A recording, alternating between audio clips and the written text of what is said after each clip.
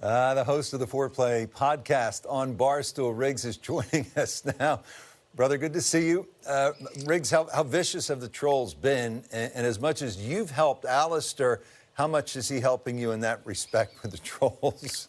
Yeah, it's a grind of a day right now, Rich. It's you're sweating it out. It's one of my best buddies out there playing for his career, so it's tough. Alistair's such a good guy, and it's a very weird feeling where you root for sports teams, you root for certain players. I'm notoriously a big Tiger Woods fan, and rooting for somebody as a fan is one thing, but rooting for them when they're a really good buddy is it's unlike anything. So I appreciate you guys kind of highlighting Alistair and all the players that are playing for their career, because it's, again, it's one thing to watch people play for the difference between $1 million or $500,000, but man, when these guys are playing for their lives, for their dreams, for their careers, it's just a different level. So I appreciate it. I really do.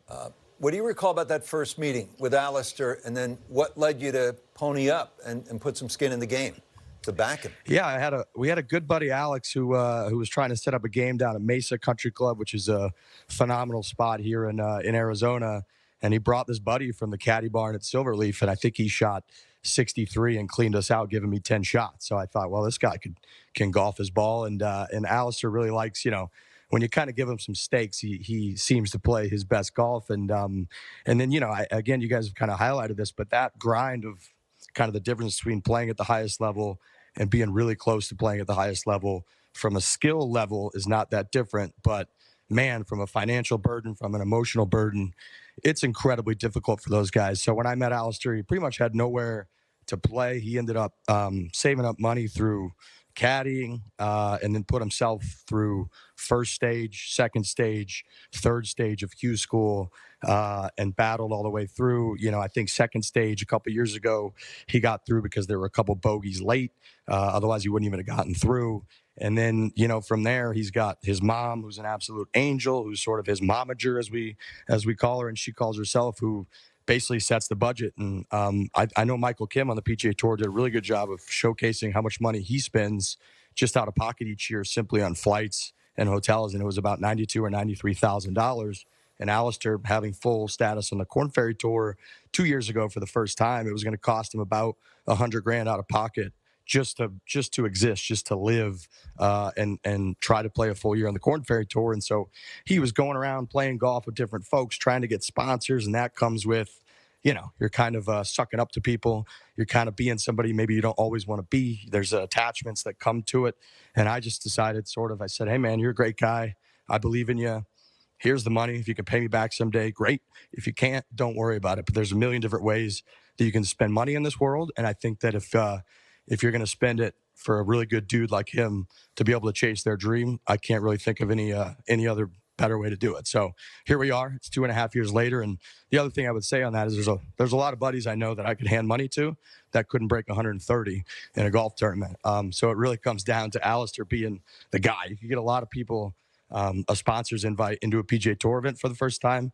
Not a lot of them are going to show up and finish second place and make $356,000 like he did. So him having kind of the cojones to step up is really all about Alistair. I think he was going to figure it out eventually. He was on the Palmer Cup in 2016 with Will Zalatoris and a bunch of other players. So he's had the pedigree. He was the top-ranked Division II golfer in the country at Chico State. So it's not like he can't play. He was going to find the resources eventually. I was happy to pony up and make his life a little easier if I could. But it's really all about him, his mindset, his skill set, and the belief. And he's one stroke out right now. So like I said, Rich, we are grinding right here, my friend. Yeah, it's a white-knuckle day for you.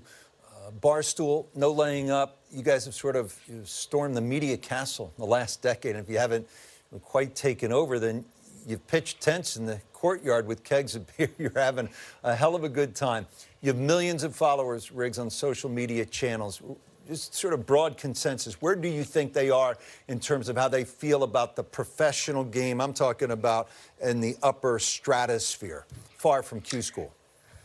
Yeah, it's golf has an interesting dichotomy going on right now, where in the recreational side, I think it's healthier than it's ever been. Golf was one of the few things that was considered pretty safe to do during COVID. It was outdoor. There's a lot of space between folks, and we really saw kind of a boom in the recreational game.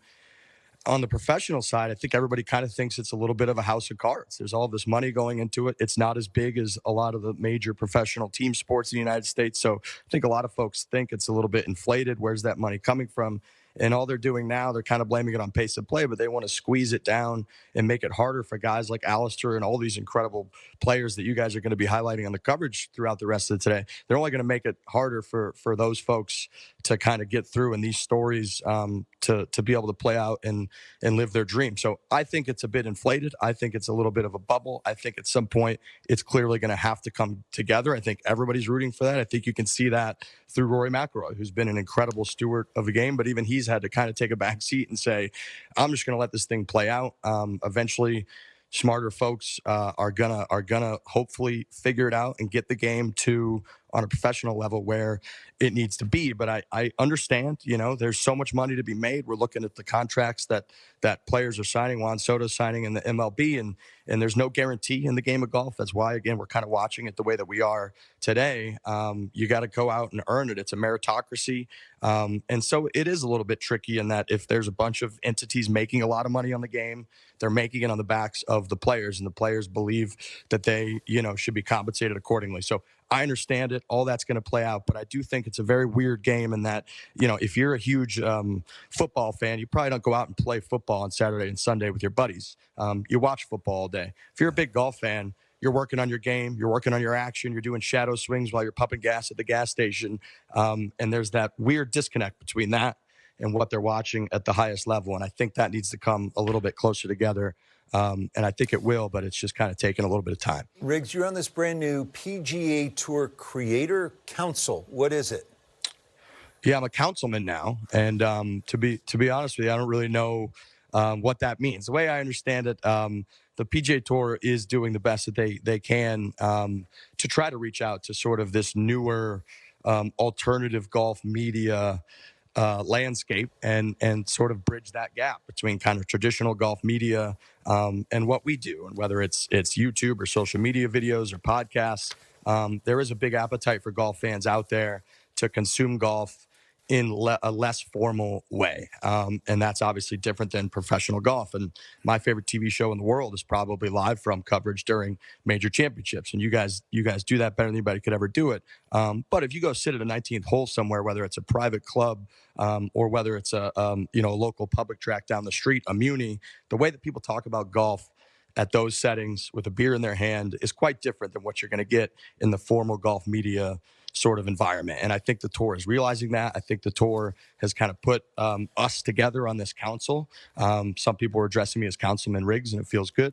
But I think that they kind of understand that if we can get a lot of these voices that have really worked hard, have really built a following in the world of golf to come together, sort of discuss how golf media going forward can evolve and can blend TV and streaming and YouTube and podcasting into kind of the best product while leveraging what the PGA Tour has. I think it would be crazy not to try that. So I kudos to them reaching out. It's tricky. There's a lot of TV contracts, a lot of media contracts that make it very difficult, and we understand that. But I do think that that's sort of their goal with the council, is to get everybody together and try to put the best product media-wise, covering as much golf as we can together going forward. Golf media struggled just a bit post Tiger. We will see Tiger next week at the PNC Challenge. You've spent a fair bit of time with Tiger. What's your sense, Riggs, of who he is? Tiger is Tiger's the reason that I play golf. In the early 2000s, when I was in high school, Tiger made golf cool. This whole generation that you see out there on tour now, a lot of them are inspired by Tiger Woods, and hanging out with him, he's exactly what you would want him to be. He's a golf nut. You can tell he's still got that fire inside of him. He's insanely competitive. But he also likes to be treated like a normal guy. Who wouldn't? I think that's the fishbowl life is not for anybody. Nobody's born to be that way, and he's lived that probably more than anyone. So I think being around him, we kind of just the nature of how we are. We sort of like to break everybody down and treat everybody like they're just part of the crew, and I think he really enjoys that. So getting a good laugh out of Tiger probably means the world, because I'm shaking like a leaf on a tree whenever I'm around that man. but he delivers every time. He's got that big smile, and I think he really does just like to be around people and be treated like a normal guy. I really do. Yeah. Lastly, our pal Eamon Lynch said he recently hit 13 of 14 fairways dead center at Seminole, has never driven it better. Are you buying or selling a revived Eamon Lynch?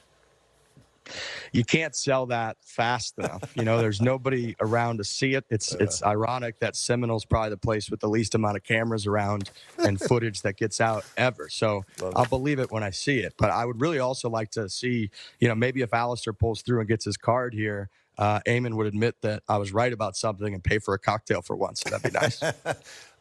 We really appreciate you, Riggs. Love what you're doing with Alistair Docherty. Happy holidays.